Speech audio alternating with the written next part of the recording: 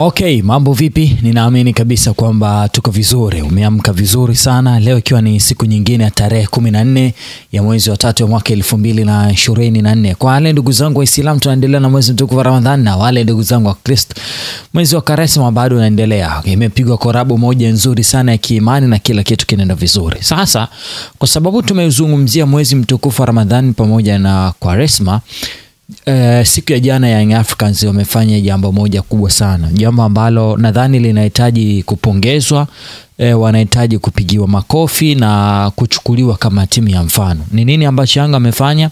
Jana Young Africans wametengeneza iftar na kualika watu mbalimbali ambao wapo kwenye mpira wa miguu na kuja kukaa sehemu moja, kufuturu pamoja na kubadilishana mawazo na kuzungumza mambo kadha wa kadha. Young Africans walitoa taarifa ya kuandaa hiyo iftar kwa ajili ya wadau mbalimbali wa mchezo pamoja na Watanzania wote kwa ujumla na watu mashuhuri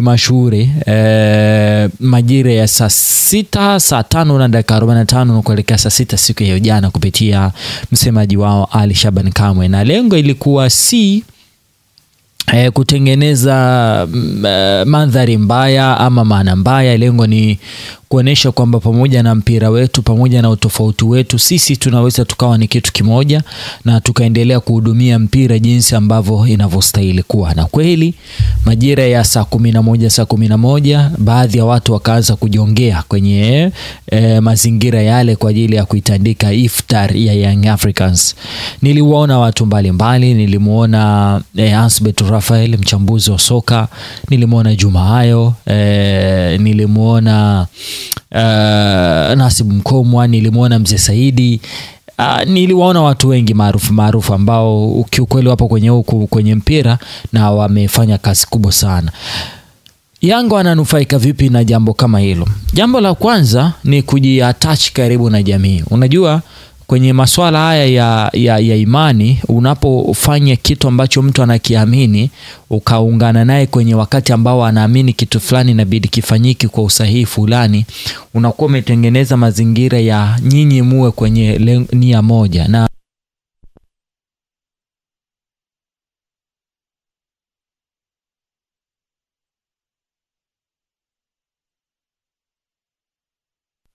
ukwa ndo vinamfanya mtu aendelee kuwa mpenzi na mshabiki na mfuasi wa hiyo club, kwa sababu anazo memorable events. Mimi na Chelsea yangu ambao naipenda Chelsea, kuna baadhi ya memorable event ambazo zimetokea kwenye club yangu ya Chelsea ambazo zinanifanya mimi kila siku nikiwaza kuikacha Chelsea na waza hivyo. Nakumbuka finali ya mwaka 2011 ilivyokuwa, unamkumbuka Didier Drogba alivyokuwa. So zile memorable event ndo zinanifanya naendelea kuwa mfuasi mzuri sana wa kikosi cha Chelsea.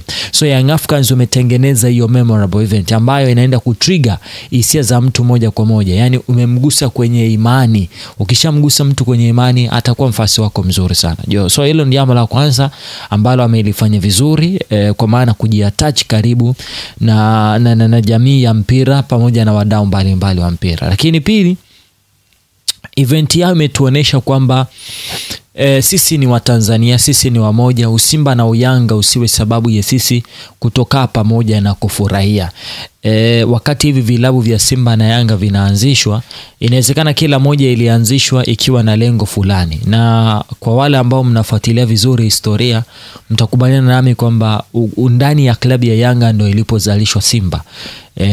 Of course ukirudi huko kwenye historia, na lengo ilikuwa ni Young Africans watengeneze klabu ambayo itakuwa inawakutanisha watu wa Tanzania wazungumze mambo yao na namna ya kupata uhuru. Back in days miaka 1920 huko.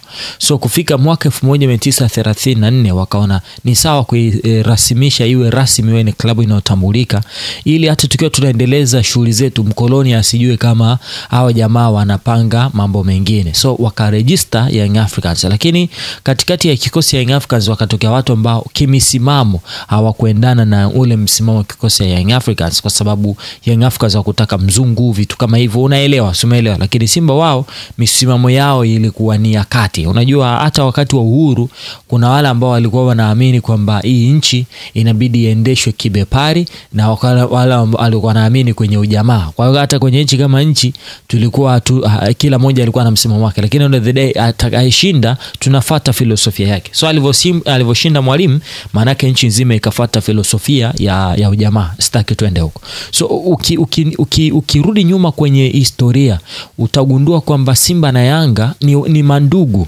Ndio maana kuna utani wa jadi, ndio maana wanafujo zisizoumiza. Utafungwa tutakucheka, tutakutania, tutakuita gongowazi, tutakuita lunyasi, tutakuita vipi. Yote haya yatakuwa ni maneno ya kuhakikisha kwamba tunataniana. Lakini utaratibu wa Simba na Yanga kukaa pamoja umeanza back in days, kwa sababu ndio lengo mama la watu kuanzishwa, kwa maana tupate sehemu ambayo tutaweza, mpira ukiwa unaendelea, sisi huku tunaweza tukaendelea na vikao vyetu and then tukajadiliana pasipo watu wengine kustokia. So Young Africans wameturudisha kule ambapo nadhani ndiko ambapo mpira wetu ulistahili kuwa. Yani kwamba tupo kwenye ule ulimwengu wa jambo limetokea, na kama jambo limetokea basi sio sehemu ya kunifarakanisha mimi na wewe, bali tutaacha mambo ya mpira na sherehe zake yaendelee kama kawaida, alafu mimi naye tutaendelea kufurahi. So waliwaleta watu wengi pamoja. Niliona Mchome, nikamwona Mzee Saidi na watu mbalimbali wa kikosi cha Simba, mashabiki mbalimbali ambao walikaa kwenye meza moja na mashabiki wa Yanga.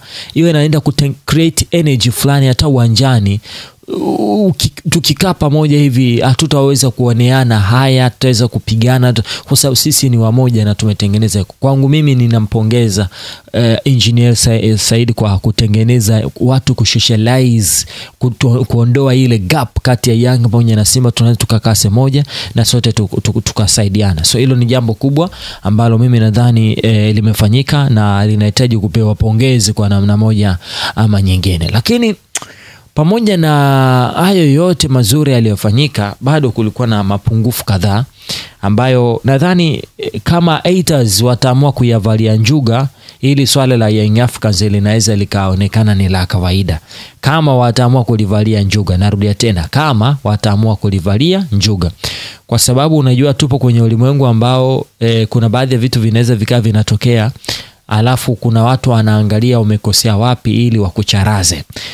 Kuna video ambayo niliona engineers ethic labda alikuwa anatania, anaongea na wachambuzi mbalimbali akina Jumayo Mkaraboko na watu wengine, akiwaambia wawekee nyama nyingi hawa, kesho wakachambue vizuri, wawekeni nyama hawa, hawajaja kula tambi hapa, hawa wamekuja kula nyama.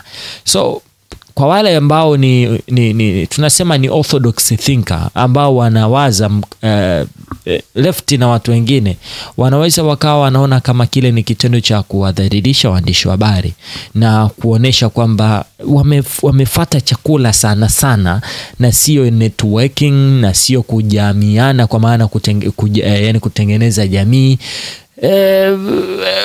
Wamekuja kwa sababu ya misosi. Unaelewa zile. Mtu anaweza kuitafsiri kwenye muktadha wa namna hiyo. Simaanishi ndivyo ilivyo, lakini mtu anaweza kuitafsiri kwenye muktadha huo, na ndilo pungufu kubwa sana ambalo mimi nilikuwa naliona. Nadhani aliyeshuti ile video haikustahili kuwa posted. Inabidi tujifunze kwamba kitu fulani kinapostiwa na kitu fulani hakiwezi kupostiwa. Asante, ni bye bye.